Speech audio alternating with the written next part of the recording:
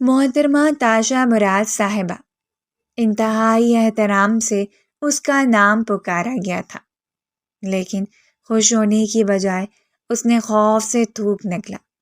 ارے اندھیرے میں کیا نظر آئے گا بھائی جان؟ ذرا ٹارچ آن کریں تاکہ آپ کو بھی پتہ چلے محترمہ کی حرکتوں کے بارے میں۔ آپ ہر وقت ہمیں ہی ڈانٹتے رہتے ہیں۔ آج آپ کو پتہ چلے گا کہ فساد کی اصل جڑ کون ہے۔ ارسل نے اپنے مرحوم چچا کی دختر نیک اختر کی شان میں گستاخی کی۔ اس کی آواز سن کر تاشا نے غصے سے دانت پیسے تھے۔ اس کا بس نہیں چل رہا تھا کہ وہ ارسل کا منہ توڑ ڈالے۔ تم میرے ہاتھوں سے زندہ نہیں بچو گے۔ صرف ایک بار مجھے اس جلاد کی چنگل سے رہائی ملنے دو، اس کے بعد جو تمہارا حشر میں کروں گی وہ تمہاری نسلیں یاد رکھیں گی۔ جلدی سے نیچے اترو۔ حویلی کے سب سے بڑے اور خڑوس بیٹے کی آواز سن کر وہ ہوش کی دنیا میں آئی اور دماغ میں پکتا ہوا پلاؤ ایک بار پھر سے جل کر راکھ ہو گیا۔ وہ اس وقت دیوار پر بیٹھی ہوئی تھی اور ابھی پھلانگنے ہی والی تھی کہ وہ لوگ وہاں پہنچ گئے۔ الو کی طرح اپنی آنکھیں گول گول گھمانا بند کرو اور جلدی سے نیچے اترو۔ اب کی بار وہ حلق کے بل دھاڑا تو وہ خوف سے کانپ اٹھی۔ توبہ توبہ، کس قدر وحشت درندوں کی طرح برتاؤ کرتا ہے۔ اس نے غصے سے سر جھٹکتے ہوئے سوچا تھا، ایک طرف موت تھی تو دوسری طرف کھائی تھی۔ موت قبول کرنے سے بہتر ہے کہ میں کھائی میں چھلانگ لگا دوں، لیکن اس کے بعد بھی میں ڈائریکٹ اوپر ہی جاؤں گی۔ وہ اس وقت بہت زیادہ کنفیوز تھی۔ اپنے کزن شہیر کے کہنے پر اس نے رات کے وقت کانسرٹ پر جانے کا پروگرام تو بنا ہی لیا تھا، مگر اس کے وہم و گمان میں بھی نہیں تھا کہ اس کا بنایا ہوا پروگرام اس طرح گندے طریقے سے کینسل ہو جائے گا۔ نیچے اترو، دوسری بار پھر سے آواز سنائی دی، لیکن اس بار لہجہ دھمکی آمیز تھا۔ وہ پہلے کرسی رکھ کر کرسی کی مدد سے اوپر چڑھی تھی، لیکن ارسل نے دیوار کے سائڈ سے کرسی اٹھا لی تھی۔ سردار شاہ نواز نے جب ارسل کو گھورا تو وہ گڑبڑاتے ہوئے تیزی سے آگے بڑھا اور کرسی اٹھا کر دیوار کی سائڈ پر رکھ دی، لیکن گڑبڑاہٹ اور اندھیرے میں اسے کچھ نظر ہی نہیں آ رہا تھا۔ کرسی پر پاؤں رکھنے کی بجائے اس نے ہوا میں پاؤں رکھا اور پھر اگلے ہی پل وہ منہ کے بل زمین پر گر گئی۔ ہائے اللہ، میں مر گئی۔ ارسل، تمہارا کچھ بھی نہ بچے۔ مجھے پتا تھا کہ تم مجھے جان سے مارنا چاہتے ہو اور یہ تمہاری ہی کوئی سازش تھی۔ اگر مجھے کچھ ہوا تو مرنے کے بعد میری روح تمہیں چھوڑے گی نہیں۔ چن چن کے بدلے لوں گی تم سے اور حویلی کے سب سے ظالم بیٹے سے۔ وہ جو بولنے پر آئی تھی تو چپ ہونے کا نام ہی نہیں لے رہی تھی۔ سردار شاہ نواز نے اس کو ناپسندیدہ نظروں سے گھورا۔ اس نے ارسل کو وہاں سے جانے کا اشارہ کیا اور خود مضبوط قدم اٹھاتا ہوا اس کے قریب آ کر کھڑا ہو گیا۔ اس کا بازو کی مدد سے پکڑ کر اٹھایا اور اس کے وجود کو جھٹکا دیا۔ اس نے پٹ سے اپنی آنکھیں کھول دی تھیں۔ سر میں شدید درد ہو رہا تھا اور اپنے پہلو میں کھڑے اپنے شوہر کو دیکھ کر اسے اپنے آگے پیچھے چاند اور تارے ناچتے ہوئے دکھائی دے رہے تھے۔ وہ مجھے لگ رہا ہے کہ میرے دماغ پر گہری چوٹ لگ گئی ہے۔ اس نے اپنے ماتھے کو بے چینی سے مسلا اور انتہائی بے چارگی بھرے انداز میں کہا، تمہاری ساری چوٹوں پر میں مرہم رکھتا ہوں، تم میرے ساتھ تو چلو۔ وہ خونخوار لہجے میں بولا تھا۔ اس کی آنکھیں غصے کے مارے لال ہو رہی تھیں، جبکہ اس کے ماتھے کی رگیں تنی ہوئی تھیں۔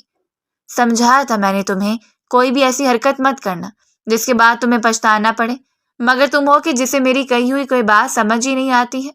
ہائے اللہ جی، میرے سر گول گول گھوم رہا ہے۔ ہائے میرے ربا، یہ میرے ساتھ کیا ہو رہا ہے؟ وہ اس کی باتوں کو نظر انداز کر کے اپنا سر دونوں ہاتھوں میں تھامے واویلا مچانے لگی۔ مجھے لگ رہا ہے کہ میں بے ہوش ہو رہی ہوں۔ میری آنکھوں کے سامنے اندھیرا چھا رہا ہے اور میں بے ہوش ہو گئی ہوں۔ یہ کہہ کر وہ زمین پر گر گئی۔ اس نے اپنی آنکھیں بند کر لی تھیں۔ اس کو لگ رہا تھا کہ شاہ نواز حویلی کی کسی عورت کو یا ملازمہ کو آواز دے گا اور پھر اسے حکم دے گا کہ وہ اس لڑکی کو لے کر کمرے میں جائے۔ وہ ایک بہت بڑی ڈرامے باز تھی اور اس بات سے شاہ نواز بھی بہت اچھے طریقے سے واقف تھا۔ وہ چند لمحوں تک تو خاموشی سے اس کے چہرے کو گھورتا رہا۔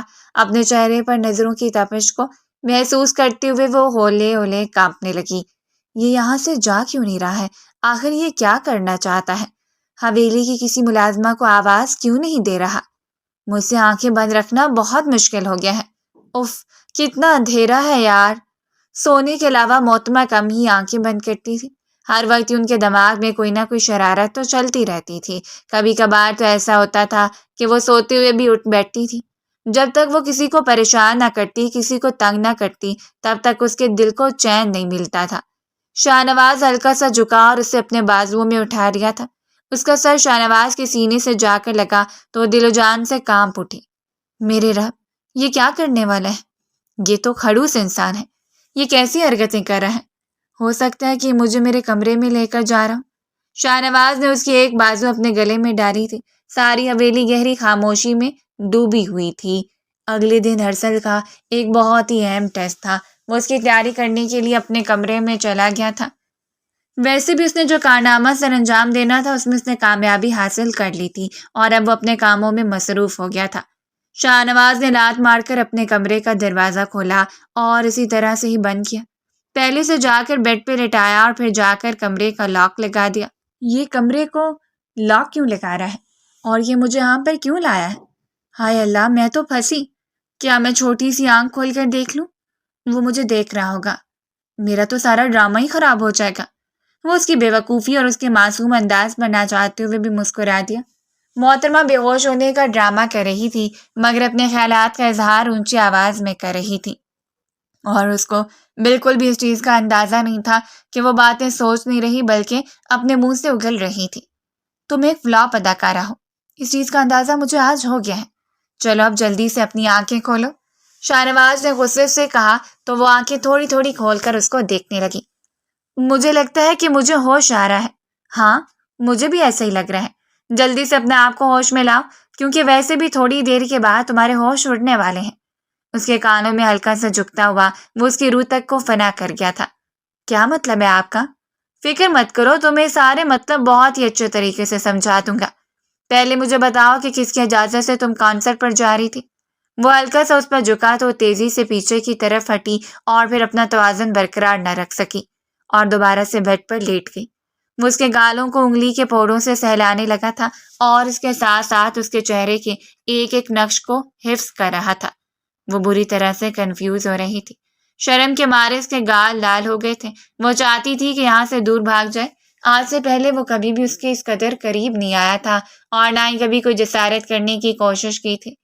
جب اس کا شاہ نواز کے ساتھ نکاح ہو رہا تھا تب اس نے بہت بڑا واویلا کیا تھا کہ میں اس خڑوس انسان سے شادی نہیں کروں گی، اسے تو رومانس کرنا ہی نہیں آتا ہے، یہ تو ہر وقت ہی غصہ کرتا رہتا ہے، اس نے تو میری زندگی ہی بے رنگ کر دینی ہے۔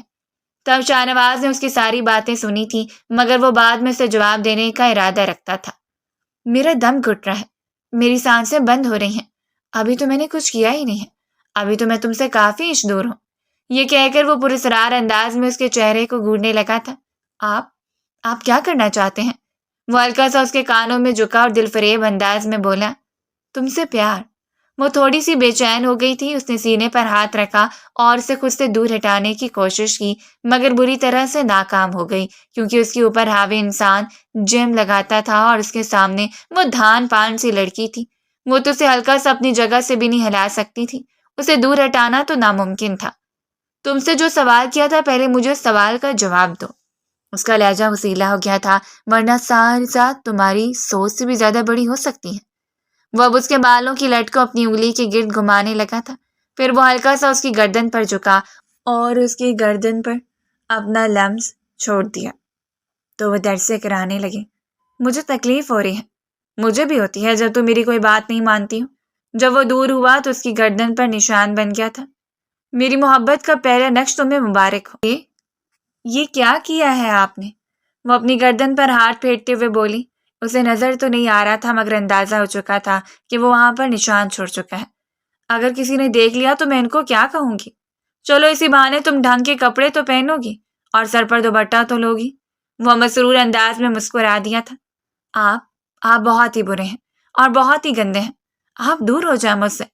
پھر اس نے سینے پر ہاتھ رکھ کر اس کو ہٹانا چاہا تو اس کے دونوں ہاتھوں کو اپنے ہاتھوں میں لیا اور اس کی انگلیوں میں اپنی انگلیاں پھنسا لی اور اس کے بازوؤں کو قید کر کے اس کے چہرے پر جھک گیا۔ اب کی بار اس نے اس کے ہونٹوں پر اپنا لمس چھوڑا تھا لیکن پھر لمحے میں ہی اس کی شدتوں میں اضافہ ہونے لگا تھا۔ تمہیں پتہ ہے نا کہ مجھے حکمت دولی کرنے والے لوگوں سے شدید نفرت ہے اور تمہارے معاملے میں میں کسی قسم کا کوئی رسک نہیں لے سکتا ہوں۔ تو پھر کیوں جا رہی تھی کانسرٹ پر؟ وہ جواب طلب نظروں سے اس کے چہرے کی طرف دیکھنے لگا تھا، لیکن جب کوئی جواب موصول نہ ہوا تو اپنا کیا ہوا عمل دوبارہ سے دہرانے لگا۔ اب کی بار وہ زور سے دائیں بائیں گردن ہلانے لگی۔ اس نے پیچھے ہو کر تاشا کو گھورا۔ جب تک تم میرے سوال کا جواب نہیں دو گی اور جب تک تم مجھے سچ سچ نہیں بتاؤ گی تب تک تمہیں یہی سزا ملتی رہے گی۔ اور اگر میں آپ کو سچ بتا دوں تو کیا آپ مجھے یہاں سے جانے دیں گے؟ اپنی بھولی ہوئی سانسوں کے ساتھ اس نے بمشکل جواب دیا، ہاں میں تمہیں یہاں سے جانے دوں گا۔ ٹھیک ہے، آپ پلیز پہلے تھوڑے سے دور ہو، میں آپ کو بتاتی ہوں۔ میں یہاں سے کہیں بھی نہیں جا رہی تھی۔ ارسل نے مجھ پر الزام لگا ہے۔ ہمیشہ کی طرح خود کو بچانے کے لیے اس نے جھوٹ کا سہارا لیا تھا۔ وہ اس کی کمر پر ہاتھ ڈال کے اسے خود کے قریب کر گیا۔ دونوں میں فاصلہ ختم ہو چکا تھا۔ اس کی سانسوں کے ساتھ اپنے سینے پہ محسوس کر رہا تھا۔ وہ لڑکی بہت حسین تھی، اس میں کوئی شک نہیں تھا۔ اس کی لمبی پلکیں کبھی اٹھتی کبھی جھکتی تھیں۔ وہ اس کی پلکوں کے کھیل میں خود کو گم ہوتا ہوا محسوس کر رہا تھا۔ اور پھر اس کے بھرے بھرے ہونٹوں پر اس نے انگلی پھیری۔ اس کے ارادے کو محسوس کرتے ہوئے کسی بن پانی کی مچھلی کی طرح اس کے بازوؤں میں تڑپنے لگی تھی۔ اسے پھرپھراتے ہوئے دیکھ کر وہ دھیمے انداز میں مسکرایا۔ آپ مجھ سے دور ہو جائیں ورنہ کیا؟ وہ اس کی بات کاٹتے ہوئے بولا تھا۔ ایک لمحے کی خاموشی چھائی رہی، پھر وہ دانت پیستے ہوئے بولی، ورنہ میں سب حویلی والوں کو آپ کے بارے میں جا کر بتا دوں گی، بلکہ میں سب سے پہلے دادی جان کے پاس جاؤں گی اور انہیں بتاؤں گی۔ اس کے بعد وہ خاموش ہو گئی تھی۔ وہ ان کو کیا بتا سکتی تھی کہ وہ اپنے شوہر کے پاس تھی اور اس کے شوہر نے اس کو کیا کیا تھا؟ نہیں، شرم کی وجہ سے اس کے گال پھر سے دیکھنے لگے تھے۔ ہاں بولو، چپ ہو گئی ہو؟ کیا بتاؤ گی ان کو کہ میرا شوہر میرے قریب آیا تھا، اس نے مجھے پیار کیا تھا؟ میں تو بھول ہی گیا، تمہیں تو یہاں پہ پیار بھی کرنا تھا۔ اب وہ انگلی اس کی گردن کی طرف کر رہا تھا کہ اس نے جلدی سے اس کی انگلی پکڑ لی تھی۔ اس کے چہرے پر خفگی پھیلی ہوئی تھی۔ آپ میرے ساتھ کچھ زیادہ ہی فری ہونے کی کوشش کر رہے ہیں اور اب تم کو زیادہ ہی میرے ہاتھوں سے نکلنے کی کوشش کر رہی ہو۔ باز آ جاؤ تم، ورنہ مجھ سے برا کوئی بھی نہیں ہوگا۔ آپ سے برا ویسے بھی کوئی بھی نہیں ہے۔ تمیز سے بات کرو مجھ سے، زبان درازی مت کیا کرو۔ وہ فوراً ہی سیریس ہو گیا تو وہ بھی چپ ہو گئی تھی۔ وہ اب اپنی کمر پر اس کی انگلیوں کی سرسراہٹ محسوس کر رہی تھی۔ وہ پھر سے اس کی گرفت نکلنے کی کوششوں میں کامیاب ہو رہی تھی۔ پہلے مجھے بتاؤ کہ تمہاری کیا سزا دی جائے؟ مجھے معاف کر دیا جائے، کیونکہ اللہ تعالیٰ معاف کرنے والوں کو پسند فرماتا ہے۔ اس نے معصومیت سے آنکھیں ٹمٹماتے ہوئے کہا تھا۔ دل تھا کہ سینے سے باہر نکلنے کو تیار تھا۔ وہ سردار صاحب کا یہ روپ پہلی بار دیکھ رہی تھی۔ تمہاری سزا یہ ہے کہ اب تمہاری رخصتی 1 ہفتے کے بعد ہوگی اور پھر تم سے سارے حساب کتاب برابر کروں گا۔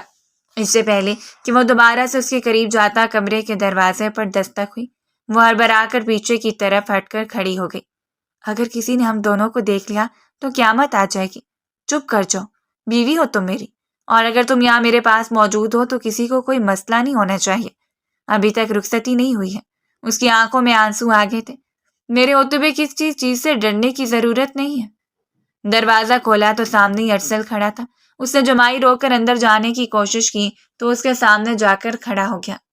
کیا مسئلہ ہے؟ آدھی رات کے وقت یہاں پر کیا کر رہے ہو؟ وہ بھائی، میرے کمرے کا AC خراب ہو گیا ہے اور اب مجھے شدید نیند بھی آ رہی ہے۔ تو میں اگر آپ کے کمرے میں سو جاؤں تو؟ بالکل بھی نہیں، جا کر لاؤنج میں سو جاؤ، مگر وہاں پر مچھر ہوتے ہیں۔ سردار شاویز کے اس کے منہ پر انکار کرنے پر وہ کھل کر مسکراتی تھی اور اندر ہی اندر بھنگڑے ڈالنے لگی تھی، جبکہ اندر کے حالات سنجان اب محترم شاویز صاحب کی منتیں کر رہا تھا، مگر اس نے کوڑا جواب دے کر اس کو وہاں سے بھیج دیا۔ وہ بھی دل ہی دل میں خوش ہو رہی تھی۔ مزہ آئے گا جب ارسل صاحب رات کے وقت باہر سوئیں گے اور مچھر ان کو کاٹیں گے، تب اس کے دل کو چین ملے گا۔ خود کو سمجھتا کیا ہے، گھٹیا کہیں کا۔ جو کچھ اس نے میرے ساتھ کیا ہے اسے حساب لے کر ہی رہوں گی۔ وہ تیزی سے اس کے کمرے سے نکل کر اپنے کمرے کی طرف بھاگی تھی۔ کہیں ایسا نہ ہو کہ محترم شاویز دوبارہ سے اس کو پکڑ لیں۔ اپنے کمرے میں داخل ہونے کے بعد دروازے کے ساتھ ٹیک لگا کر وہ گہرے گہرے سانس لینے لگی۔ اس کے وہم و گمان میں بھی نہیں تھا کہ اس کے ماموں اور چاچو کی بیٹیاں بھی اسی کے کمرے میں ٹھہری ہوئی ہیں۔ دراصل وہ اپنے تایازاد کے ساتھ سوتی تھی اور ان دونوں کا کمرہ حویلی میں سب کمروں سے ہی بڑا تھا۔ کیا ہوا؟ سب ٹھیک تو ہے؟ اس کی کزن ایمانی کے اس انداز میں اس کی گردن پہ ایک نظر ڈالتے ہوئے کہا۔ ہاں سب ٹھیک ہے. تمہاری سانسیں کیوں پھولی ہوئی ہیں؟ تم تو کانسرٹ پر جا رہے تھے. آخر کہاں سے واپس آ رہی ہو؟ وہ اس پر طنز کرتے ہوئے بولی. تمہارا دماغ تو خراب نہیں ہو گیا؟ کس طرح کی باتیں کر رہی ہو؟ ظاہر سی بات ہے کانسرٹ پر ہی گئی تھی، مگر تمہاری گردن کی حالت دیکھ کر تو مجھے کچھ اور ہی لگ رہا ہے. اس نے فوراً سے اپنی گردن پر ہاتھ رکھا تھا. اپنی نظر سائڈ پر کرو. اصل میں بات یہ ہے کہ محترمہ شیر کی کھچار میں گھس گئی تھی. میں نے خود انہیں شیر کی غار سے باہر نکلتے ہوئے دیکھا تھا. اس کی دوسری کزن جو کہ ہاتھ میں چائے کا کپ لے کر وہاں پر آئی تھی مسکراتے ہوئے بولی تھی. تم سب لوگ ہی فضول ہو. ارے شرمانے کی ضرورت نہیں ہے، ہم سب بھی شادی شدہ ہیں. تم ہم سے کھل کر بات کر سکتی ہو، اور اگر تمہیں ٹپس چاہیے تو ہم وہ بھی تمہیں دینے کے لیے تیار ہیں. لیکن پلیز گھبرانا مت اور ڈرنا بھی نہیں، کیونکہ ڈر کے آگے جیت ہے. تم سب لوگوں کا دماغ خراب ہو گیا ہے. شرم کی وجہ سے اس کے گال پھر سے دیکھنے لگے تھے. شیشے میں جا کے اپنی گردن کی حالت دیکھی تو دل ہی دل میں اس کو گالیوں سے نوازنے لگی. اس کا بس نہیں چل رہا تھا کہ وہ شاہ نواز صاحب کی گردن توڑ دے، جس کی وجہ سے وہ اپنی کزنس کے سامنے شرمندہ ہو گئی تھی. ان سے تو میں بدلہ لے کر ہی رہوں گی، چاہے اس کے لیے مجھے اپنی جان کی بازی کیوں نہ لگانی پڑے. وہ دل ہی دل میں پکا ارادہ کرتے ہوئے اس جگہ کو پانی سے دھونے لگی تھی، مگر اس کا کوئی فائدہ نہیں ہوا تھا. نشان کم ہونے کی بجائے مزید نمایاں ہو گیا تھا. وہ ٹام بوائے بنی گھومتی رہتی تھی. ڈھنگ کے کپڑے پہنا تو اس نے سیکھا ہی نہیں تھا. صبح 6 بجے کا وقت تھا. اس کا الارم بول بول کر بند ہو گیا تھا، مگر وہ اپنی جگہ سے ٹس سے مست نہیں ہوئی تھی. تمہارا کچھ بھی نہیں ہو سکتا ہے. اس کی کزن اس کو زور سے لات مار کر وہاں سے چلی گئی تھی. آج ان کا کالج میں ایک بہت ہی اہم ٹیسٹ تھا. اگر وہ اس ٹیسٹ میں فیل ہو جاتے تو پھر اسے فائنل دینے کی اجازت نہیں ملنی تھی. مگر محترمہ پوری رات جا کر کورین ڈرامے دیکھتی رہی تھی. اس کے دروازے پر دستک ہوئی تو اس نے ہلکی سی آنکھیں کھولی تھی، مگر اٹھنا ابھی بھی مناسب نہیں سمجھا تھا. باہر سے ملازمہ کی آواز سنائی تھی. بی بی صاحبہ باہر آ جائیں، سب ناشتے پر آپ کا انتظار کر رہے ہیں. دادی جان کا حکم ہے کہ آپ 15 منٹ کے اندر اندر ناشتے کی ٹیبل پر پہنچیں. ان کی حویلی میں رواج تھا، چاہے کام پر جانا ہو یا کام سے چھٹی ہو، ناشتہ سب لوگ اکٹھے ہی کرتے تھے. پوری رات جاگنے کے بعد اب اس میں ذرا بھی ہمت نہیں تھی کہ وہ اٹھ کر باہر جاتی. تقریباً 5 منٹ گزرے، پھر سے ملازمہ آئی اور زور زور سے دروازہ بجانے لگی.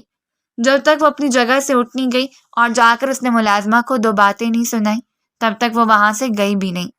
شیشے کے سامنے جا کر وہ برے برے منہ بنانے لگی تھی. اس کے بعد اس نے قمیض شلوار پہنی اور سر پر بڑا سا دوپٹہ لیا تھا. اس کی فیمیل کزنس اسے دیکھ کر خسیانی سی ہنسی ہنستی تھی. وہ کرسی گھسیٹ کر بیٹھ گئی تو وہ دشمن جان اس کے عین سامنے بیٹھا ہوا تھا. اس کے لبوں پر بھی شرارتی سی مسکراہٹ پھیلی ہوئی تھی. ذرا یہ جیم تو میرے پاس کرنا. اس نے جیم شاہ نواز کی طرف بڑھایا تو اس نے جان بوجھ کر اس کے ہاتھوں کو اپنی انگلیوں کی مدد سے ہلکا سا چھوا تھا. وہ گڑبڑا گئی تھی. جیم اس کے ہاتھوں سے چھوٹ کر ٹیبل پر گر گیا. کیا کر رہی ہو تم؟ تمہارا کوئی بھی کام ڈھنگ کا نہیں ہے. جس کام میں بھی ہاتھ ڈالتی ہو اسے خراب کر دیتی ہو. اس کی امی نے اسے ڈانٹا جبکہ وہ غصے سے شاہ نواز کو گھورنے لگی تھی. اب آنکھیں پھاڑ پھاڑ کر اسے کیوں گھور رہی ہو؟ اس میں اس کا کوئی قصور نہیں ہے. دادی جان نے بھی اسے لتاڑا تھا. ہاں ہاں سارا قصور میرا ہے. غلطی میری ہے جو میں پیدا ہو گئی. مجھے پیدا ہی نہیں ہونا چاہیے تھا. وہ پاؤں پٹکتی ہوئی وہاں سے چلی گئی. دیکھ رہی ہیں آپ، ذرا بھی تمیز نہیں ہے اس میں. اس کا تو میں دماغ ٹھکانے پر لگاتی ہوں. ارے آنٹی رہنے دیں، ابھی چھوٹی ہیں. اس عمر میں سبھی ایسے ہوتے ہیں. دماغ دیکھا ہے اس کا؟ 7ویں آسمان کو چھو رہے. شرم نام کی چیز ہی نہیں ہے اس میں. 15 منٹ کے بعد وہ خود اس کے کمرے میں گیا تھا. کالج کیوں نہیں جا رہی ہو؟ میرا دل نہیں ہے. اس نے سر تک چادر تان لی تھی جبکہ اندر ہی اندر خوف زدہ تھی. کہیں ایسا نہ ہو کہ محترم پھر سے کل والے سٹیپس کرنا شروع کر دیں. کل رات کافی دیر تک وہ اسی بارے میں ہی سوچتی رہی تھی. تمہارا بہت اہم ٹیسٹ ہے، جلدی سے اٹھو اور کالج جانے کی تیاری کرو. میں نہیں جاؤں گی، میرا دل نہیں کر رہا ہے. اگر تم نے 10 منٹ کے اندر اندر کپڑے نہ بدلے تو میں خود تبدیل کرواؤں گا، اور میں جو کہتا ہوں وہ کر کے دکھاتا ہوں. وہ غصے سے سر جھٹکتے ہوئے اٹھی اور واش روم میں چلی گئی، اور پھر نہ چاہتے ہوئے بھی اس نے یونیفارم پہن لیا تھا. اس نے موبائل نکالا اور اپنی دوست کو کال ملائی. آج کلاس بند کر کے ہم گھومنے کے لیے جائیں گے. میرا تو ہائیکنگ پر جانے کا ارادہ ہے. سردیوں کا موسم تھا اور دوپہر میں بھی ہائیکنگ کی جا سکتی تھی. وہ پچھلے 3 ہفتوں سے یہ پلان بنا رہے تھے، مگر ان کا کوئی پلان بھی کامیاب نہیں ہو رہا تھا. اس بار تو اپنے دوستوں کے ساتھ مل کر اس نے جلات کو بھی ڈسکس کرنا تھا، اور اسے بدلہ لینے کے طریقے ڈھونڈ رہے تھے۔ وہ اطمینان سے گاڑی کا فرنٹ دروازہ کھول کر بیٹھ گئی تھی۔ اب اس نے کسی قسم کی ضد نہیں کی تھی۔ اس کے چہرے پر پھیلے ہوئے سکون کو دیکھ کر شاہ نواز کو شدت سے کچھ غلط ہونے کا احساس ہوا تھا۔ کہیں پھر سے تمہارے دماغ میں کوئی شرارت تو نہیں چل رہی ہے؟ کیا آپ نے مجھے ایسا سمجھا ہوا ہے؟ اس میں میں صرف اور صرف اپنے ٹیسٹ کے بارے میں سوچ رہی ہوں جو کل آپ کی وجہ سے ضائع ہو گیا تھا۔ آپ نے کل مجھے بھٹکا دیا تھا۔ اگر آپ مجھے نہ بھٹکاتے تو مجھے پوری تیاری ہوتی۔ او ہیلو محترمہ، ابھی تو میں نے تمہیں سزا ہی نہیں دی، ورنہ جو حرکت تم نے کی ہے اس پر تو تمہاری پاکٹ منی بند کرنی چاہیے تھی۔ نہیں، یہ ظلم مت کیجیے گا۔ اس نے اس کے سامنے دونوں ہاتھ جوڑ دیے تھے اور اپنے چہرے پر دوبارہ سے مظلومیت طاری کر لی تھی۔ وہ بس اس کو دیکھ کر رہ گیا تھا۔ گاڑی جیسے ہی کالج کے سامنے جا کر رکی، وہ اس کو الوداع کیے بغیر ہی اندر بھاگ گئی، جبکہ وہ گہری سانس خارج کرتا ہوا گاڑی ریورس کر کے حویلی کی طرف آ گیا۔ محترمہ گیٹ پر کھڑے ہوئے چوکیدار کی طرف بڑھ گئی۔ السلام علیکم انکل، کیسے آپ؟ اس نے پرجوش انداز میں انکل کی خیریت دریافت کی تھی۔ یہ لے انکل، 5000۔ کسی کو بھی معلوم نہیں ہونا چاہیے کہ میں دروازے سے ہی واپس لوٹ گئی تھی۔ امید ہے آپ میرا پردہ رکھیں گے؟ ہاں بیٹا، تم بے فکر ہو جاؤ۔ انہوں نے اس کو تسلی دی تھی، اور یہ ویسے بھی اس کا روز کا ہو گیا تھا۔ اگر انکل اس کو اجازت نہ دیتے تو وہ خود چھپ کر نکل جاتی تھی۔ اسی وجہ سے انکل نے بھی سوچا کہ کیوں نہ اپنا بھی فائدہ کیا جائے۔ تمہیں لگتا ہے کہ ہم 3 گھنٹوں میں واپس آ جائیں گے؟ یار اتنا کوئی لمبا راستہ نہیں ہے، اور تمہیں تو پتہ ہے مارگلا ہلز کا ٹریل 5 سب سے خوبصورت ہے، اور اتنا لمبا بھی نہیں ہے۔ وہاں کی خوبصورتی دیکھ کر ہم تھوڑی ہی دیر کے لیے وہاں رک تو سکتے ہیں، لیکن واپس جلدی ہی آ جائیں گے۔ جانے میں شاید 2 گھنٹے لگ جائیں گے، لیکن واپسی 1 گھنٹے میں ہی ہو جائے گی۔ وہ کافی حد تک مطمئن ہو گئی تھی، لیکن جیسے ہی وہ تھوڑے سے آگے گئی تو موبائل کے سگنل ہی اڑ گئے تھے۔ یہ کیا ہو رہا ہے؟ وہ گڑبڑاتے ہوئے بولی تھی، کیونکہ ابھی تک تو اس نے اپنی کزن کو میسج بھی نہیں کیا تھا۔ اس کے پیچھے اس کی کزن نے ہی سب کچھ سنبھالنا تھا۔ فکر مت کرو، تھوڑے سے آگے جائیں گے، راول پوائنٹ پر سگنلز آ جائیں گے۔ شاہ نواز کے ساتھ تاشا کا نکاح زبردستی کیا گیا تھا، اور نکاح کے دن اس نے بہت زیادہ واویلا مچایا تھا۔ اس کو لگتا تھا کہ شاہ نواز ایک خڑوس انسان ہے، ان دونوں کی آپس میں کبھی بھی نہیں بن سکتی۔ وہ ہمیشہ اس کو ڈانٹتا رہتا تھا۔ جب سے وہ سمجھدار ہوئی تھی تب سے اس نے شاہ نواز کو غصہ کرتے ہوئے دیکھا تھا۔ اس کے بابا کا اس کے بچپن میں انتقال ہو گیا تھا۔ اس کے بعد دادی جان اور دادا جان نے اس کی پرورش کی تھی۔ وہ دونوں کی ہی بہت لاڈلی تھی، لیکن اس کے باوجود بھی وہ شاہ نواز کے غصے سے بچ نہیں سکتی تھی۔ جب بھی کوئی غلطی کرتی تھی تو اسے شاہ نواز ہی سزا دیتا تھا۔ وہ اسے اسکول چھوڑنے کے لیے بھی جاتا تھا اور پھر لینے کے لیے بھی۔ وہ پہلے اپنے چھوٹے چھوٹے مسئلے کے بارے میں شاہ نواز کو بتاتی تھی، لیکن پھر وقت گزرنے کے ساتھ ساتھ اس نے شاہ نواز کے ساتھ اپنی بانڈنگ بھی کم کر لی تھی، اور اس کی وجہ شاہ نواز کی ڈانٹ تھی۔ وہ حد سے زیادہ شرارتی تھی، بچپن سے ہی شرارتیں کرتی تھی۔ اس کا اپنے میل کزنس کے ساتھ بہت زیادہ انٹریکشن تھا، لیکن شاہ نواز کے نکاح کے بعد یہ انٹریکشن بھی کم ہو گیا تھا، اور کافی حد تک اس کے لیے بھی بہتر ہوا تھا، اور یہ اچھے محسوس کر کے اسے خوشی بھی ہوئی تھی۔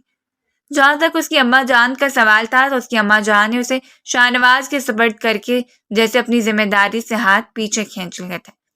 محترم شاہ نواز صاحب کا ارادہ تھا کہ وہ دن کے وقت اسے اپنے ساتھ لنچ پر لے کر جائے گا۔ اس نے میڈم ندا کو کال ملائی تھی۔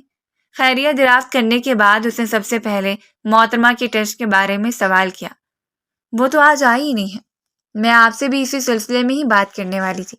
یہ کوئی طریقہ نہیں ہوا، آپ مجھے جتنا اس کے ساتھ لینیٹ ہونے کا کہتے ہیں وہ اتنے ہی سر پر چڑھ کر ناچتی ہے۔ اس کی وجہ سے میری ریپوٹیشن بھی خراب ہو رہی ہے۔ وہ جو بولنے پر آئی تھی تو چپ ہونے کا نام ہی نہیں لے رہی تھی۔ شاہ نواز نے اپنے اندر اٹھتے ہوئے لاوے پر بڑی مشکل سے قابو پایا تھا۔ اس کی کزن نے ایک بار پھر سے اس کو دھوکہ دیا تھا، یعنی اس کی دھمکیوں کا اور اس کے ڈرانے کا کوئی فائدہ نہیں ہوا تھا۔ تاشا ہمیشہ وہی کرتی تھی جو اس کے دل میں آتا تھا۔ اس لڑکی کو میرے ہاتھوں قتل ہونے سے کوئی بھی نہیں بچا سکتا۔ اب وہ اس کے پیچھے جانے والا نہیں تھا، بلکہ حویلی میں اس کا انتظار کرنے والا تھا۔ محترمہ نے ٹریل پر تقریباً 6 گھنٹے گزارے تھے، اور جیسے ہی کالج کی چھٹی کا ٹائم ہوا تو وہ بھی وہاں پر پہنچ گئی، لیکن 1 گھنٹہ انتظار کے باوجود بھی کوئی بھی اسے لینے کے لیے نہیں آیا تھا۔ اس کو ڈرامے بازی کرنے کے لیے ایک اور بڑا موقع مل گیا تھا۔ جیسے ہی وہ حویلی کے اندر داخل ہوئی، واویلا مچاتے ہوئے کہنے لگی، پچھلے 1 گھنٹے سے میں وہاں پر کھڑی آپ کا انتظار کر رہی ہوں، اور آپ ہیں جو آرام سے یہاں پر بیٹھ کر ٹی وی دیکھ رہے ہیں۔ میں تمہیں دن کے بعد لینے کے لیے آیا تھا، مگر مجھے پتا چلا کہ تم صبح وہاں سے لوٹ گئی تھی بغیر کوئی لحاظ رکھے۔ اس کی آنکھوں میں آنکھیں ڈالتے ہوئے خونخوار لہجے میں بولا تھا۔ اس نے بے ساختہ دائیں بائیں جانب دیکھا، دور دور تک کسی کا بھی نام و نشان نہیں تھا۔ امی کہاں پر ہیں؟ وہ شاپنگ کے لیے گئی ہیں۔ میں نے تمہیں کیا سمجھایا تھا لڑکی؟ اب کی بار اس کے ماتھے پر بل پڑے ہوئے تھے۔ وہ معصومیت سے آنکھیں ٹمٹمانے لگی، مگر اس کا بھی کوئی اثر نہیں ہو رہا تھا۔ وہ واقعی بہت غصے میں تھا۔ اس نے لوکیشن ٹریک کی تو پتا چلا کہ محترمہ اس وقت ٹریل 5 پر گھوم رہی ہیں، جو کہ آج کل بہت خطرناک تھا۔ بارشیں ہونے کی وجہ سے ہر جگہ ہی کیچڑ اور پھسلن تھی، اور اسے یہ بھی یقین تھا کہ محترمہ ٹاپ پوائنٹ گئی ہوں گی۔ وہ آدھے راستے سے واپس آنے والوں میں سے بالکل بھی نہیں تھی، اور یہ واقعی سچ بھی تھا۔ 5 سے 6 بار وہ پھسلی تھی۔ اس کے بازو زخمی ہو گئے تھے، اس کی کمر میں بھی نیل پڑے ہوئے تھے، شدید درد ہو رہا تھا۔ وہ بس کسی طرح سے اپنے کمرے میں پہنچ کر آرام کرنا چاہتی تھی۔ مجھ سے غلطی ہو گئی ہے، جو بار بار کی جائے وہ غلطی نہیں ہوتی بلکہ عادت بن جاتی ہے۔ مجھے معاف کر دیں۔ میرے معاف کرنے کا ہی یہ نتیجہ ہے کہ تم اب بے لگام ہو گئی ہو۔ تمہیں کچھ بھی سنائی سجائی نہیں دیتا ہے۔ جلدی سے کمرے کے کونے میں جا کر کھڑی ہو جاؤ۔ اگلے 3 گھنٹے تک تم وہیں پر ہی کھڑی رہو گی، اور پھر اس کے بعد تم میری لائبریری میں چل کر میری ساری کتابوں کو ترتیب دو گی۔ اس لائبریری کو صاف بھی کرو گی، اور میرے کمرے کی صفائی بھی تم نے ہی کرنی ہے۔ یہ سن کر اسے اپنا سر چکراتا ہوا محسوس ہوا تھا۔ وہ اس کو بتانا چاہتی تھی کہ وہ پہلے ہی زخمی ہے، مگر پھر اس ڈر سے خاموش ہو گئی تھی کہ وہ اسے مزید ڈانٹے گا۔ وہ خاموشی سے اپنی جگہ پر ہی کھڑی رہی۔ اس کی ٹانگیں شدید دکھ رہی تھیں، اس کی آنکھیں بار بار آنسوؤں سے بھیگ رہی تھیں۔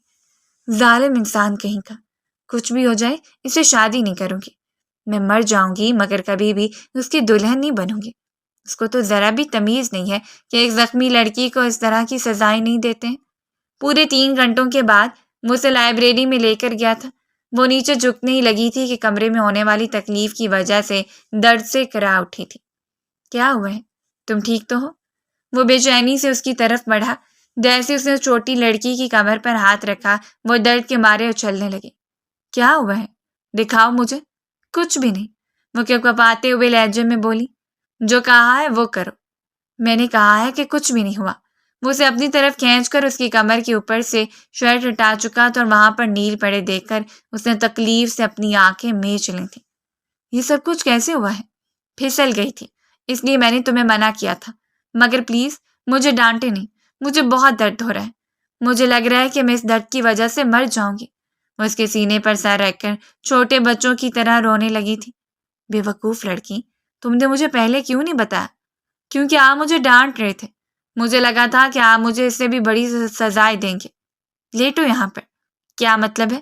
کیا کرنے والے ہیں آپ؟ جو کہا ہے وہ کرو۔ وہ خاموشی سے صوفے پر لیٹ گئی تھی۔ اس نے اس کی کمر سے شرٹ ہٹائی تو وہ پھر سے درد سے کرانے لگی۔ ابھی میں نے کچھ بھی نہیں کیا، اسی طرح سے لیٹی رہنا۔ اس نے آئنٹمنٹ اٹھائی اور اس کی کمر پر لگا دی۔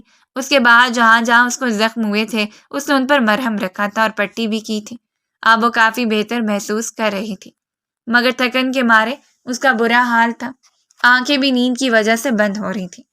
اپنے کمرے میں جا کر سوچا۔ ٹھیک ہے، اس نے معصومیت سے ہاں میں سر ہلا دیا تھا اور وہاں سے کمرے میں چلی گئی تھی۔ کمرے کا دروازہ اندر سے اچھے طریقے سے لاک کیا تھا، کیونکہ اسے پتا تھا کہ تھوڑی دیر کے بعد اسے محترم کی چنگاڑتی ہوئی آواز سنائی دے گی۔ اس کی انگلیوں کی سرسراہٹ ابھی بھی اسے اپنی کمر پر محسوس ہو رہی تھی، لیکن فی الحال وہ کچھ بھی سوچنے کی پوزیشن میں نہیں تھی۔ تھکن کے مارے اس کا برا حال تھا۔ وہ بیڈ پر لیٹی اور اگلے لمحے گہری نیند سو گئی۔ وہ اپنے کمرے میں گیا تھا، جیسے اس نے بیڈ کی چادر اٹھائی تو سامنے کا منظر دیکھ کر اس کے ماتھے پر بل پڑ گئے تھے۔ اس عورت کو میرے ہاتھوں سے کوئی بھی نہیں بچا سکتا ہے۔ اب تو اس کو واقعی میں سبق سکھانا ہوگا۔ جب بھی وہ اسے سبق سکھانے کا ارادہ رکھتا تھا، وہ محترمہ کوئی نہ کوئی درد اور تکلیف لے کر اس کے پاس پہنچ جاتی تھی۔ سبق سکھانے کی بجائے وہ اس کے زخموں پر مرہم رکھنا شروع کر دیتا تھا، لیکن اس بار تو اسے سبق سکھانا ضروری تھا۔ دادی جان، رات کے 1 بجے جب وہ ان کے کمرے میں داخل ہوا تب وہ بھی جاگ رہی تھی۔ انہیں الماری کھولی ہوئی تھی اور سارے زیورات بیڈ پر رکھے ہوئے تھے۔ واؤ دادی جان، آپ تو بہت ہی امیر ہیں۔ وہ شرارتی انداز میں بولا، یہ سب کچھ تمہاری بیوی کے لیے نکال کر رکھ رہی ہوں۔ ارے دادی جان، اس کو اتنا فری کرنے کی ضرورت نہیں ہے، اور ویسے بھی اس نے کون سا سنبھال کر رکھنا ہے؟ 2 دنوں کے بعد اسے ساری چیزیں ہی گما دینی ہیں۔ تم ہو نا اس کے ساتھ، جب تک تم اس کے ساتھ موجود رہو گے تب تک مجھے کسی چیز کی کوئی ٹینشن نہیں ہوگی، کیونکہ میں جانتی ہوں کہ میرا پوتا سب سنبھال لے گا۔ میں اسی سلسلے میں ہی آپ سے بات کرنے کے لیے آیا ہوں۔ اب اس کی شرارتیں ناقابل برداشت ہوتی جا رہی ہیں اور وہ میری سختی کو بھی سیریس نہیں لے رہی ہے۔ دادی جان بھی اس کے پاس آ کر بیڈ پر ہی بیٹھ گئی تھی۔ میں چاہتا ہوں کہ آپ اس کی رخصتی کر دیں، لیکن ابھی وہ 18 سال کی بھی نہیں ہوئی ہے۔ 2 دنوں کے بعد اس کی سالگرہ ہے، وہ 18 سال کی ہو جائے گی۔ جس دن اس کی سالگرہ ہے میں چاہتا ہوں اس دن ہی ہم دونوں کا نکاح ہو، اور پھر میں اسے رخصت کر کے اپنے ساتھ کشمیر لے کر جاؤں۔ وہ اس رشتے کے لیے بھی ذہنی طور پر تیار نہیں ہوگی، میں اس کو تیار کر لوں گا۔ آپ اس چیز کی ٹینشن نہ لیں، آپ صرف اور صرف مجھ پر بھروسہ رکھیں۔ کیا آپ کو مجھ پر اعتبار ہے؟ میں تم پر اندھا اعتبار کرتی ہوں، بس میں بھی آپ سے وعدہ کرتا ہوں کہ آپ کا اعتماد کبھی نہیں توڑوں گا۔ کیا تم نے اسے اس کے بارے میں بات کی ہے؟ نہیں، فی الحال تو نہیں، لیکن میں نے اس سے باتوں باتوں میں سمجھا دیا ہے۔ کام مکمل کرنے کے بعد وہ مسرور انداز میں مسکراتا ہوا کمرے میں داخل ہو گیا تھا۔ صبح جب وہ سو کر اٹھا تو کچن میں اسے چیخنے چلانے کی آواز سنائی دے رہی تھی۔ یہ آواز تو وہ لاکھوں میں پہچان سکتا تھا۔ وہ اپنی مانگ کے پہلو میں کھڑی تھی اور پراٹھا بنانے کی کوششوں میں ناکام ہو رہی تھی۔ آمنہ بیگم نے ہاتھ میں بیلن اٹھایا ہوا تھا اور اس پوزیشن میں کھڑی تھی کہ جیسے وہ غلطی کرے گی تو اس پر وار کر دیں گے۔ اماں پلیز نہ ماریے گا، قسم سے شدید درد ہو رہا ہے، وہ کراتے ہوئے بولی۔ پورے دھیان کے ساتھ کام کرو، اب اگر غلطی کی تو مجھ سے برا بھی کوئی نہیں ہوگا۔ تم نے تو آگے جا کر میری ناک ہی کٹوا دینی ہے۔ آپ کو کیا ضرورت ہے اتنی جلدی اپنی بیٹی کی شادی کرنے کی؟ وہ اس لیے کیونکہ اب میری بیٹی میرے اپنے کنٹرول میں نہیں ہے۔ کم سے کم وہ تمہیں سنبھال تو لے گا۔ میں تو تمہیں سنبھال بھی نہیں پا رہی ہوں، اور یہ سب کچھ تمہاری اپنی حرکتوں کی وجہ سے ہو رہا ہے۔ کتنا سمجھایا تھا میں نے، اپنی پڑھائی کی طرف توجہ دو اور فضول کی شرارتیں چھوڑ دو، مگر تم تھی کہ جس کے سر پہ ایڈونچر کا بھوت چڑھا ہوا تھا۔ میں بتا رہی ہوں، اگر اس انسان نے میرے اوپر سختی کی تو میں تھانے میں جا کر اس کے خلاف تشدد کا کیس فائل کروں گی۔ اسی وقت اماں نے پھر سے اس کی کمر پر تھپڑ مارا تو وہ تیزی سے پیچھے کی طرف ہو کر کھڑی ہو گئی تھی۔ نہیں کرنا میں نے کام۔ وہ وہاں سے بھاگنے لگی تھی کہ کسی مضبوط چیز سے جا کر ٹکرا گئی۔ ہائے اللہ، میں مر گئی، یہ بلڈوزر یہاں پر کس نے لا کر کھڑا کر دیا ہے؟ وہ اپنی ناک سے ہلاتے ہوئے غصے سے بولی، لیکن جب نگاہیں اٹھا کر دیکھی تو سامنے ہی اس کے شوہر نامدار کھڑے تھے، جن کے ساتھ ان کا تقریباً 5 سال پہلے ہی دادا جان کی مرضی پر نکاح ہوا تھا۔ دادا جان خود تو اس دنیا سے چلے گئے تھے، مگر اسے شخص کے ساتھ پھنسا گئے تھے۔ تمیز سے بات کیا کرو۔ اس کی اماں اس کی طرف بڑھی تو وہ جلدی سے شاویز کے پیچھے جا کر چھپ گئی۔ آنٹی، امی کہہ رہی تھی کہ نکاح کا جوڑا فائنل کر لیں۔ بیٹا میں کیا بتاؤں گی، مجھے آج کل کے فیشن کے بارے میں کیا پتا، تم اسے اپنے ساتھ لے کر جاؤ۔ جی میں بھی آپ کو یہی کہنے والا تھا، اگر آپ اجازت دیں۔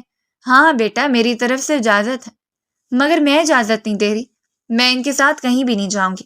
اس نے اپنی کل کی شرارت یاد آ رہی تھی۔ صرف یہی نہیں بلکہ محترمہ نے اس کے ہیئر ڈرائر میں آٹا ڈال دیا تھا۔ صبح جب وہ سو کر اٹھا، نہانے کے بعد اپنے بال خشک کرنے لگا تو وہ سارا آٹا اس کے منہ اور بالوں کے ساتھ چپک گیا۔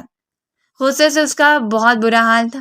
محترمہ کو اپنی اس غلطی کا بھی اندازہ تھا، اس وجہ سے اس نے صاف صاف انکار کر دیا تھا اور اس کی نظروں سے بچ کر اپنے کمرے میں گھس گئی تھی۔ یا اللہ پلیز مجھے ظالم انسان سے بچا لے، اگر میں اس کے ہتھے چڑھ گئی تو اس نے تو میری خوشیاں کھا جانی ہیں۔ میں کیسے انجوائے کروں گی، میں شرارتیں کیسے کروں گی۔ اس کی کزن نے اسے ایک نئی خبر سنائی تھی کہ تم اس کے ساتھ کشمیر جا رہی ہو، یعنی رخصتی کے فوراً بعد ہی تمہارا ہنی مون کا پیریڈ شروع ہو جائے گا۔ تمہارے تو مزے ہی مزے ہیں۔ جو اس کی کزن کو مزے نظر آ رہے تھے وہ اسے اپنی جان کا عذاب لگ رہے تھے۔ وہ دلہن بنی بہت پیاری لگ رہی تھی، یوں لگ رہا تھا جیسے آسمان سے کوئی پری زمین پر اتر آئی، لیکن خوف کے مارے اس کا برا حال تھا۔ ہزاروں طرح کے وہم اور وسوسے اس کو پریشان کر رہے تھے۔ یا میرے اللہ، میں کیا کروں؟ ایسا کرتی ہوں کہ سونے کی ایکٹنگ کرتی ہوں۔ نہیں، اس نے مجھے بتایا تھا کہ میں ایک فلاپ اداکارہ ہوں، اسے فوراً ہی پتہ چل جائے گا کہ میں ایکٹنگ کر رہی ہوں، تو میں کیا کروں؟ الماری میں جا کر چھپ جاؤں؟ نہیں نہیں، رات سونے سے پہلے وہ اپنے لیے نائٹ سوٹ نکالے گا۔ ایسا کرتی ہوں اس کی ڈریسنگ روم میں جا کر چھپ جاتی ہوں۔ موٹی اور اپنا لہنگا سنبھالتے ہوئے خوب احتیاط سے بیڈ سے اتری۔ اس سے پہلے کہ وہ ڈریسنگ روم میں داخل ہوتی، کمرے کا دروازہ کھلا تھا۔ وہی جانی پہچانی خوشبو سے پھر سے محسوس ہوئی تھی۔ وہ انسان کمرے میں داخل ہو چکا تھا۔ وہ اپنی جگہ پر جم کر کھڑی ہو گئی تھی، جبکہ اسے کمرے کے بیچوں بیچ کھڑا ہوا دیکھ کر وہ پہلے تو حیران ہوا اور پھر دھیمے سے انداز میں مسکرا دیا۔ کہیں ایسا تو نہیں کہ مجھ سے فرار کا راستہ تلاش کر رہی ہو؟ وہ چھوٹے چھوٹے قدم اٹھاتے ہوئے اس کے پاس آیا، اس کے کندھوں پر اپنی ٹھوری رکھی، اس کی سانسوں کی تپش اپنے چہرے پر محسوس کر رہی تھی۔ وہ مجھے چکر آ رہے ہیں۔ وہ اس کا ہاتھ پکڑ کر اسے بیڈ پر لے آیا، گلاس میں پانی بھرا اور اس کی طرف بڑھا دیا۔ پہلے ریلیکس ہو جاؤ، مجھ سے ڈرنے کی ضرورت نہیں ہے۔ وہ اس کی آنکھوں میں دیکھتے ہوئے پانی کا گلاس ایک ہی سانس میں پی گئی۔ میری طبیعت ٹھیک نہیں لگ رہی ہے، میرے سر میں درد بھی ہو رہا ہے اور آنکھوں کے سامنے بار بار اندھیرا بھی پھیل رہا ہے۔ فکر مت کرو، جو کام ہم نے کرنا ہے اس کے لیے اندھیرے کی ہی ضرورت ہوتی ہے۔ وہ بری طرح سے سرپٹا گئی تھی۔ میں آپ کو یہ کہنا چاہتی ہوں کہ مجھے لگتا ہے مجھے فریش ہونے کے لیے جانا چاہیے۔ جب تک میں اجازت نہ دوں تب تک تم یہاں سے کہیں بھی نہیں جا سکتی ہو۔ وہ اس کے بازو پکڑ کر اسے کھینچ کر بٹھا چکا تھا۔ مجھے صرف اور صرف 12 بجنے کی جلدی ہے۔ جیسے ہی دونوں بج جائیں گے میں تم پر اپنی محبت نچھاور کروں گا۔ تمہیں بتاؤں گا کہ تمہیں کتنا چاہتا ہوں۔ جذبات سے چور لہجے میں اپنی بات مکمل کرتا ہوا وہ اس کے اندر تک لرزنے پر مجبور کر چکا تھا۔ وہ بولتے بولتے خاموش ہو گئی تھی، کیونکہ جو آخری بہانہ اس کے پاس بچا تھا وہ بھی ختم ہو چکا تھا۔ 12 بجتے ہی وہ 18 کی ہونے والی تھی۔ ٹھیک ہے، تم فریش ہو جاؤ، میں یہیں پر بیٹھا تمہارا انتظار کر رہا ہوں۔ وہ تیزی سے واش روم میں گھس گئی تھی، جبکہ اس کی رفتار پر وہ ہنس لیا تھا۔ محترمہ نے ایک اور بڑی غلطی کر دی تھی۔ وہ اپنے کپڑے لے بغیر ہی واش روم چلی گئی تھی۔ جیسے ہی فریش ہو کر فارغ ہوئی تو اسے شدت سے اپنی غلطی کا احساس ہوا۔ اب کیا کروں؟ کیا یہی پہن کر باہر چلی جاؤں؟ نہیں، ان میں تو پسینے کی بو ہے، پھر کیا فائدہ ہوا میرے نہانے کا؟ وہ شش و پنج میں مبتلا تھی۔ اسے اچانک ہی شاہ نواز کی خوبصورت سی آواز سنائی تھی۔ حکم کریں آپ، وہ پیار بھرے انداز میں بولا۔ شرم کے مارے تاشا کے گال پھر سے لال ہو گئے تھے۔ میں اپنے کپڑے باہر ہی بھول آئی ہوں، کیا آپ مجھے میرے کپڑے لا دیں گے؟ بدلے میں مجھے کیا ملے گا؟ فوراً دوسری طرف سے سودا کیا جانے لگا تھا۔ کیا مطلب ہے آپ کا؟ آپ کو کپڑے لانے کے لیے کہہ رہی ہوں، بنانے کے لیے نہیں۔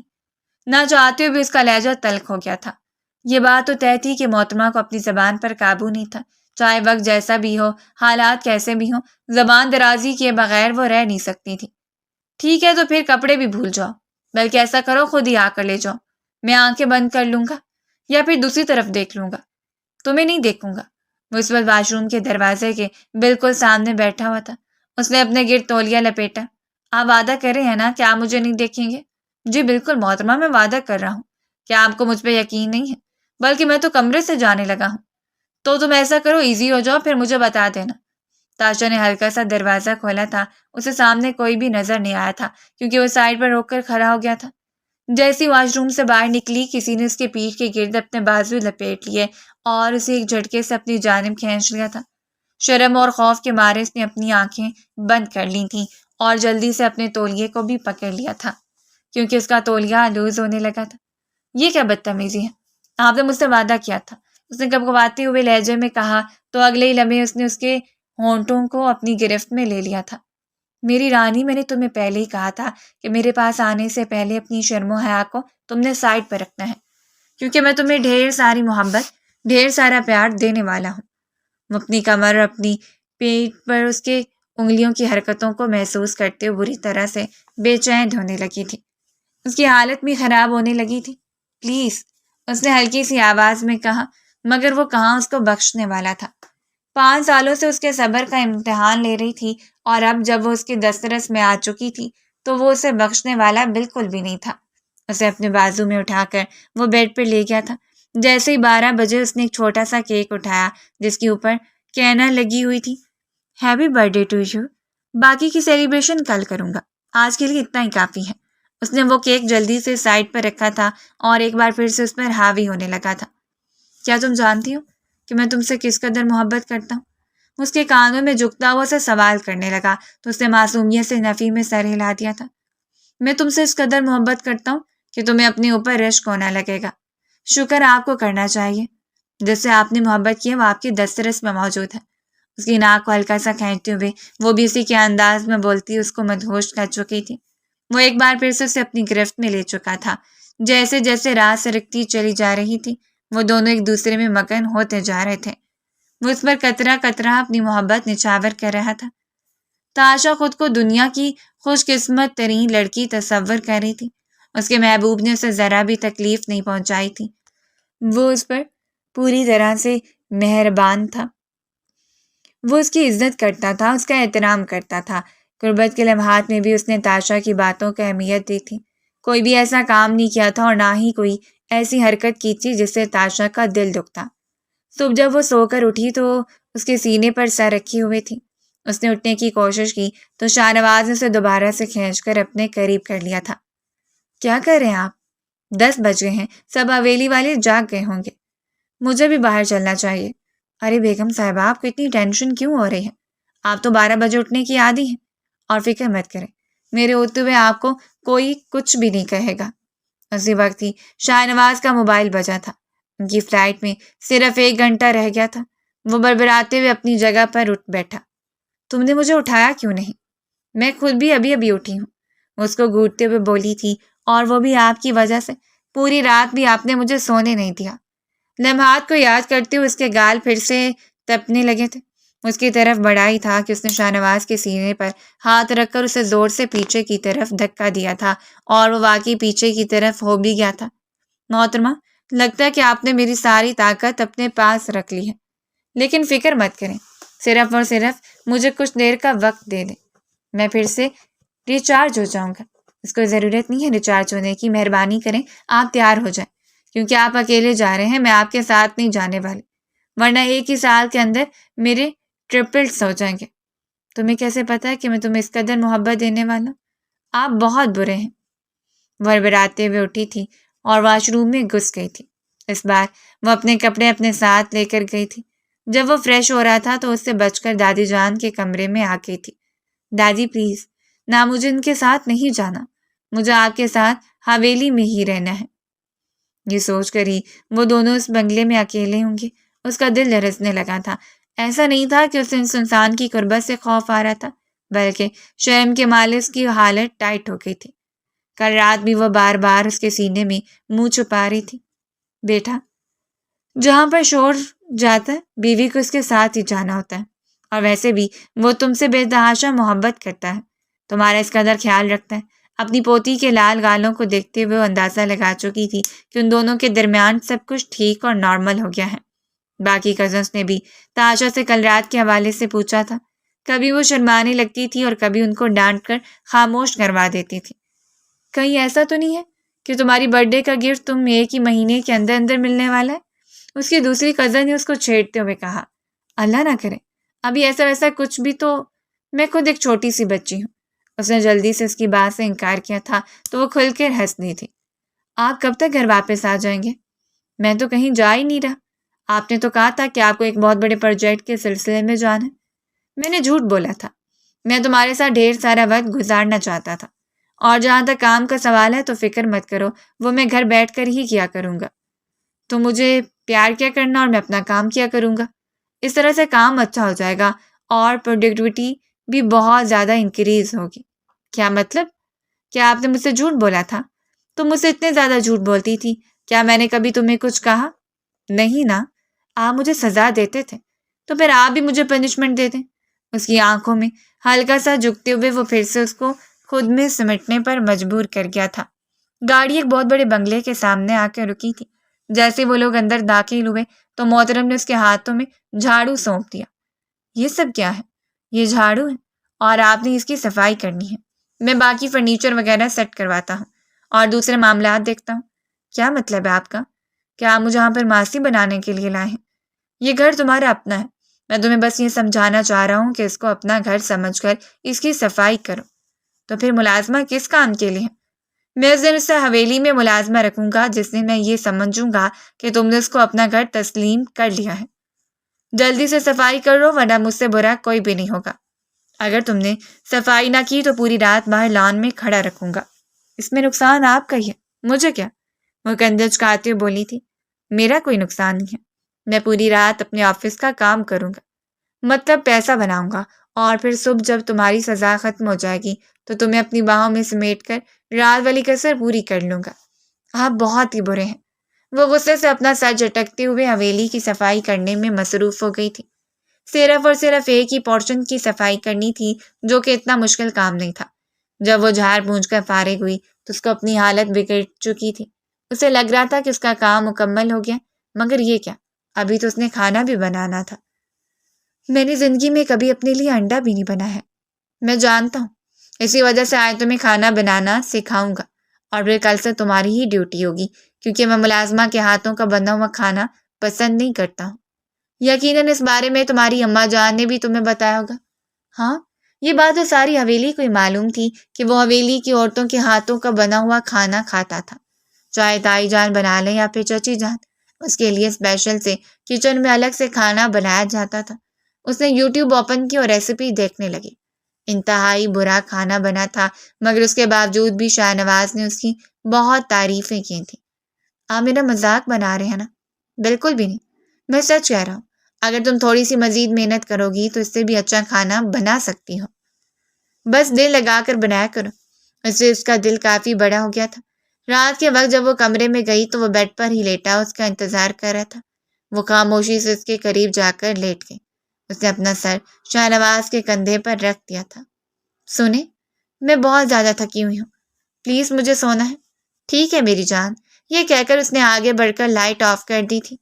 میرے لیے تمہارے آرام سے زیادہ اہم کچھ بھی نہیں ہے، وہ پیار سے اس کے ماتھے کو چومتے ہوئے بولا تھا، جبکہ اسے واقعی اپنی زندگی پر رشک آنے لگا تھا، لیکن اپنی ضدی طبیعت کی وجہ سے اس نے پھر سے نقصان اٹھایا تھا۔